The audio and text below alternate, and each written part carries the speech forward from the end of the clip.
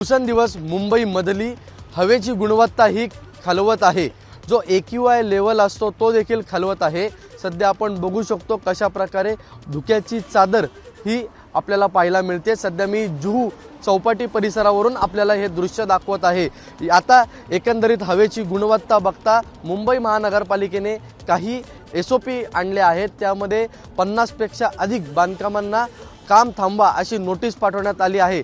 त्याचबरोबर आजपासून पुढचे 3 दिवस डीप क्लिनिंग ड्राइव्ह हे मुंबईमध्ये होणार आहे। मुंबईमधल्या 750 किलोमीटर अशा रस्त्यावरती हे डीप क्लिनिंग ड्राइव्ह होणार आहे। त्याचबरोबर मुंबई महानगरपालिकेच्या क्षेत्रामध्ये जेवढी पण मोठमोठाली बांधकामं आहेत त्यावरती देखील आता नजर ठेवली जाणार आहे। त्याचबरोबर आपल्याला माहिती असेल की मोठ्या प्रमाणावरती पायाभूत सुविधांची कामं ही मुंबई महानगरपालिकेमध्ये चालू आहे। त्यामुळे कुठेतरी याचा देखील हवेला फटका बसतो। त्यामुळे आता महानगरपालिकेने देखील काळजी घेतली आहे। महानगरपालिका देखील सतर्क झाली आहे आणि कुठेही मानवी आरोग्याला याचा धोका होऊ नये यासाठी आता मुंबई महानगरपालिकेने देखील सर्व काळजी घ्यायला सुरुवात केली आहे।